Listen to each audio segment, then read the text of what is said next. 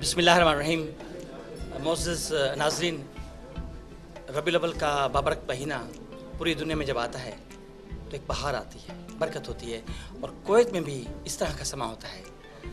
ادارہ منہاج القرآن بھی اس طرح کی تقریب کراتا ہے اور مختلف عالم دین یہاں آتے ہیں، اپنے خطابات پیش کرتے ہیں.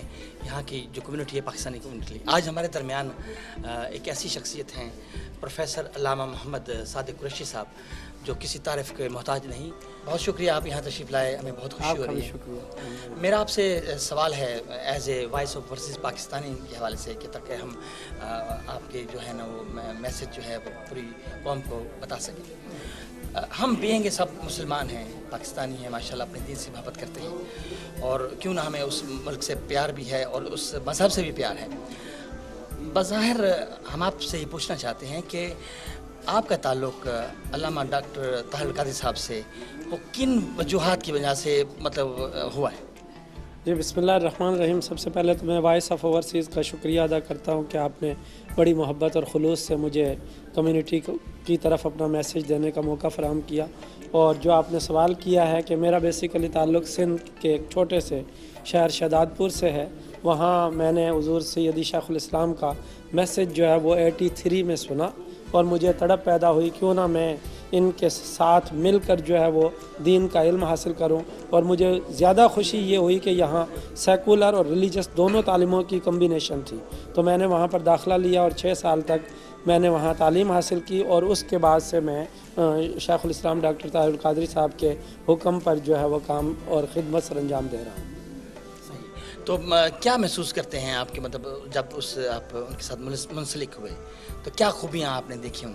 الحمدللہ جو سب سے بڑی خوبی مجھے نظر آئی کہ ان کے میسیج کے اندر جو ہے انسانیت سے پیار ہے، ان کے میسیج میں جو ہے انسانیت کے لیے امن ہے، ان کے میسیج میں جو ہے وہ جو گرے ہوئے طبقے ہیں، غریب ہیں، مزدور ہیں، جو لیبر ہیں، ان کو اٹھانے کا عزم ہے. ان کے میسیج میں جو ہے وہ ہدایت ہے جمی انسانیت کے لیے، اور پاکستان کا درد ہے اور امت مسلمہ کا درد ہے.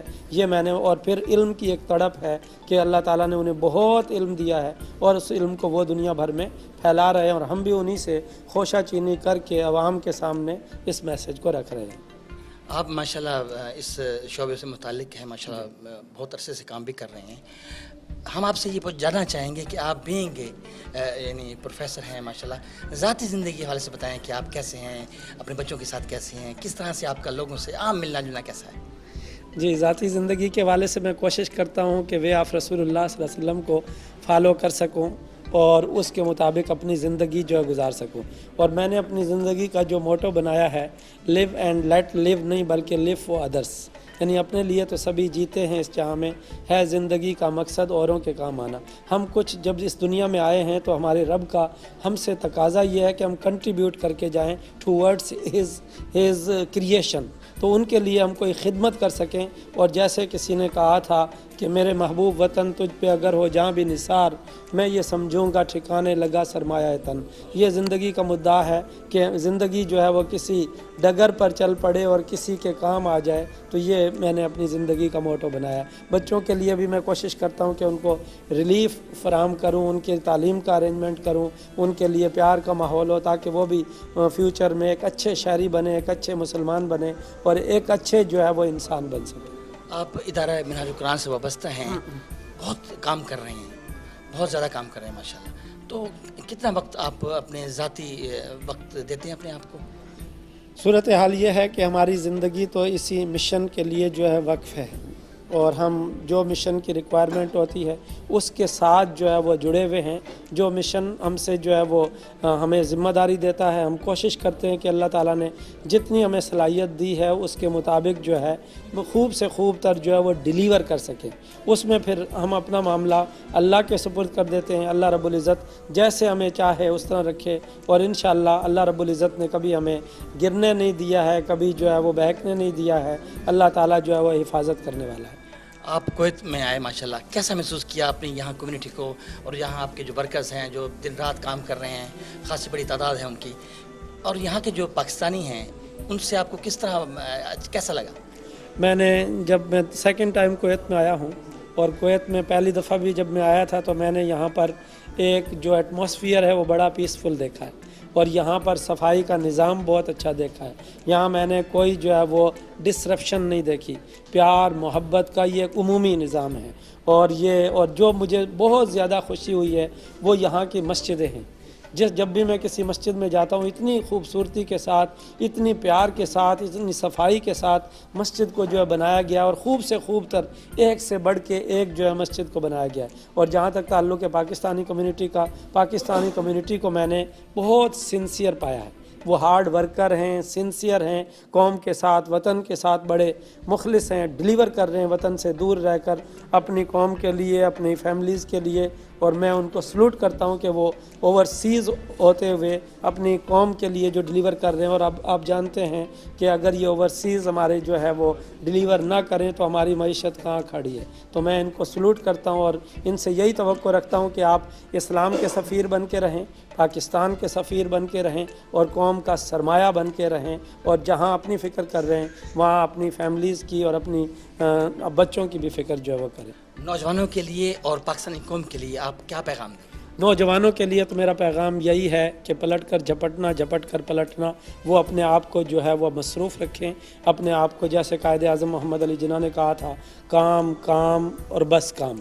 اور اسی طرح سے 3 میں ان کے لیے باتیں کہنا چاہتا ہوں. پہلی چیز ہے کہ وہ زندگی کو کانفیڈنس کے ساتھ آگے بڑھائیں، مایوسی زندگی سے ختم کر دیں. وہی نوجوان ڈیلیور کر سکتا ہے جو کانفیڈنٹ ہو، جو پورے اعتماد ہو. دوسرا جو ہے وہ عمل پہم کو آگے بڑھائیں کہ وہ اپنے آپ کو جو ہے اسٹرگل میں، تعلیم میں بہت آگے بڑھیں. جو وہ نوجوان میرے نزدیک نوجوان نہیں ہیں جو ایجوکیشن میں جو آگے نہیں بڑھتا. انہیں چاہیے کہ وہ آگے بڑھیں. جیسے علامہ اقبال نے کہا، محبت مجھے ان جوانوں سے ہے ستاروں پہ جو ڈالتے ہیں کمن، تو انہیں محنت کرنی ہے. تیسری جو میں انہیں کہوں گا کہ وہ رسول پاک صلی اللہ علیہ وسلم کی محبت اپنے دلوں میں جو ہے بسائیں. حضور کی محبت، حضور کی غلامی جو ہے ہمیں دنیا اور آخرت میں کامیابی کی ضمانت عطا کرے. آپ کا بہت بہت شکریہ. آپ کا بھی شکریہ. شکریہ. میں نے جو آج کی گفتگو آپ کے سامنے رکھنی ہے وہ 4 حصص پر مشتمل ہے، جس میں پہلے حصے میں ایجنڈا ہوگا، دوسرے حصے میں how to achieve that agenda, اور تیسرے حصے میں I am going to come with examples from the seerah of Rasulullah sallallahu alaihi wasallam.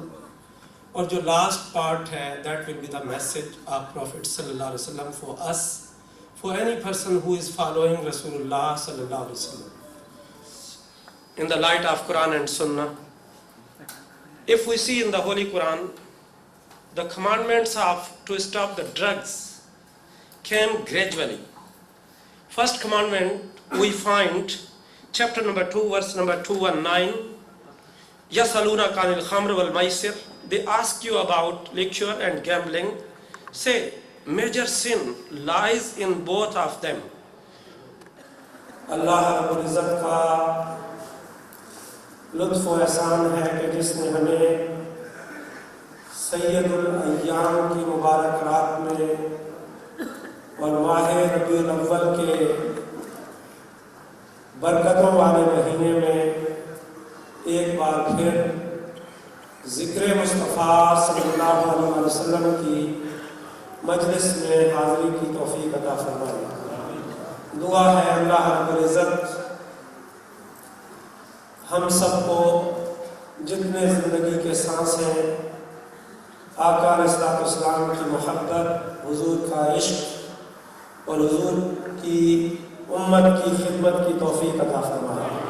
اس صدی کا سب سے بڑا میوزیشن جو ہے وہ چلا گیا اور وہ پورا راستہ یہی قوالی سنتے رہے، دم ہما دم علی علی، دم ہما دم علی علی. کہ جس طرح سے میوزیشن نے جا کر پاکستان سے باہر پاکستان کا نام بھی دیا اور حضور کے محبت کا پیغام بھی پہنچایا. میں نے صرف ایک گلمس آپ کو عطا کیا ہے. ہیوج ٹیلنٹ ہے پاکستان میں، انشاءاللہ اللہ اسے سلامت رکھے. یہ وہ ملک ہے کہ میر عرب کو آئی ٹھنڈی ہوا جہاں سے، میرا وطن وہی ہے، میرا وطن وہی ہے.